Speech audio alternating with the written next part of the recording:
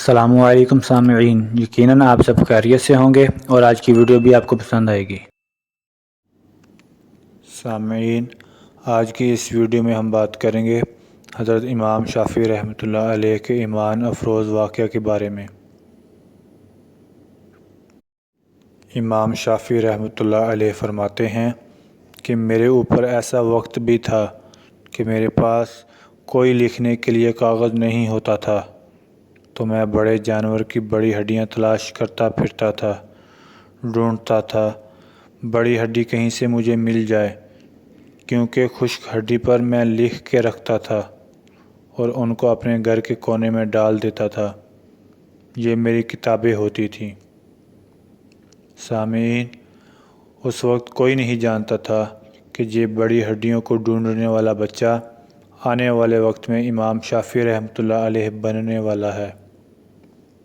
فرماتے ہیں کہ علم کی طلب میرے اندر اتنی تھی کہ میں منی کے میدان میں تھا، مجھے ایک بوڑھا آدمی نظر آیا۔ میں نے پوچھا، کہاں سے آئے ہو؟ کہنے لگا، مدینہ سے۔ تو مجھے اس کے ساتھ محبت ہوئی کہ آقا صلی اللہ علیہ وآلہ وسلم کے دربار سے آیا ہوا ہے۔ میری کیفیت کو دیکھ کر مجھ سے کہا کہ میری دعوت قبول کر لو۔ میں نے کہا کہ بہت اچھا۔ اتنا کہنے کے بعد بڑے میاں نے تھیلی کھولی اور اس کے اندر جو ماحضر تھا اسے دسترخوان پر لگا دیا اور میں نے بھی کھانا شروع کر دیا۔ وہ مجھ سے بات چیت کرنے لگے۔ میں نے پوچھا، بڑے میاں، سنا ہے کہ مدینہ میں امام مالک رحمۃ اللہ علیہ رہتے ہیں۔ اس نے کہا، تمہیں ان سے ملنا ہے؟ میں نے کہا، خواہش تو بڑی ہے، سفر کے وسائل نہیں ہیں میرے پاس۔ بہت لمبا سفر تھا۔ اس زمانے میں اونٹوں سے سفر کرتے تو 2 ہفتے لگا کرتے تھے اور پیدل مہینوں لگتے تھے۔ میں نے کہا کہ سفر کے وسائل نہیں۔ اس نے کہا، ایک بندہ ہمارے ساتھ حج میں آیا ہوا تھا، وہ فوت ہو گیا ہے اور اب اس کا اونٹ خالی ہے۔ اگر تم چاہو تو یہ اونٹ جو کھڑا ہے اس پر لے جائیں گے۔ میں نے فوراً ارادہ کر لیا۔ فرماتے ہیں کہ قافلے والوں نے مجھے اپنے ساتھ لے لیا اور میں مکہ مکرمہ سے مدینہ طیبہ 16 دن میں پہنچا، اور اس دوران میں نے 16 مرتبہ قرآن مجید مکمل پڑھ لیا۔ یہ اس زمانے کے طالب علم تھے۔ آج عمرہ والے جاتے ہیں اور پورے سفر میں ایک قرآن ان کے لیے پڑھنا مشکل بن جاتا ہے۔ وہ فرماتے ہیں کہ 16 دن سفر کیا اور 16 مرتبہ قرآن کریم مکمل پڑھ لیا۔ جب میں مسجد نبوی پہنچا، نماز کا وقت ہو چکا تھا، تو میرا وضو تھا، تو میں بھی جماعت میں شریک ہو گیا۔ کہنے لگے، نماز پڑھنے کے بعد لمبے قد کا آدمی ہے، تہمت باندھے ہوئے ہے اور ایک چادر لپیٹی ہوئی ہے، اور ایک اونچی جگہ پر بیٹھ گیا اور کہنے لگا، قال قال رسول اللہ صلی اللہ علیہ وآلہ وسلم۔ تو میں سمجھ گیا کہ وہ امام مالک ہیں اور لوگ ان کے ساتھ بیٹھ گئے۔ میں بھی بیٹھ گیا۔ ان دنوں امام مالک رحمۃ اللہ علیہ احادیث کی روایت کروا رہے تھے۔ آپ حدیث روایت کرتے تھے، طلبہ کاغذ قلم سے لکھ لیتے تھے۔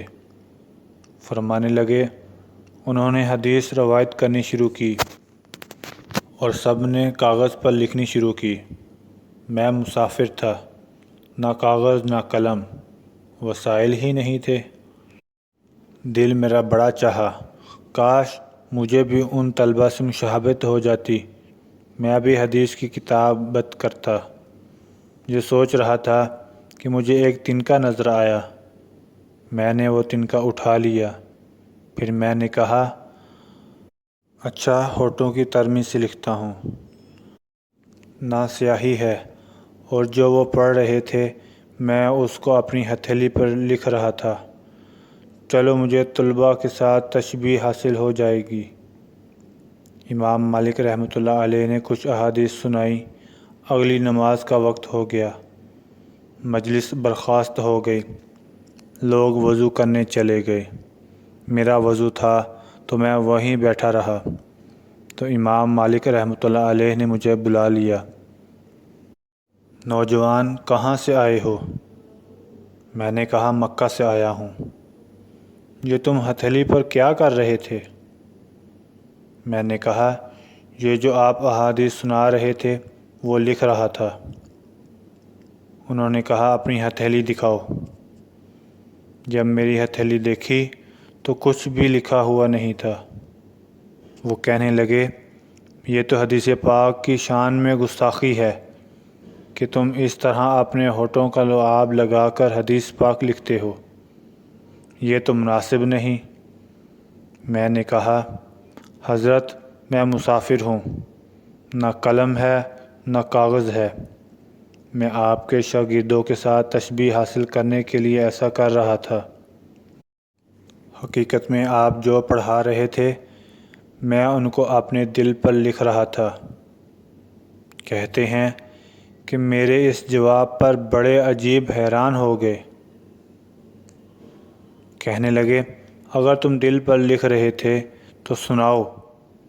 فرماتے ہیں کہ اس مجلس میں امام مالک رحمۃ اللہ علیہ نے 123 احادیث سنائی تھیں۔ میں نے تمام احادیث متن اور روایت کے ساتھ ان کو سنا دیں۔ حوالہ تذکرہ اکابرین۔ آپ سب احباب سے گزارش ہے کہ ایک مرتبہ درود شریف پڑھ لیجئے۔ جزا اللہ عنا محمدا ما هو اہلہ۔ اس پیغام کو دوسروں تک پہنچائیے تاکہ اللہ تعالیٰ کسی کی زندگی کو آپ کے ذریعے بدل دے، اس طرح آپ کا اور دوسروں کا بھلا ہو سکے۔ شکریہ، جزاک اللہ۔ اس ویڈیو کو لائک کریں، شیئر کریں، کمنٹ کریں، خود بھی سبسکرائب کریں اور دوستوں کو بھی سبسکرائب کرنے کا کہیں۔ شکریہ۔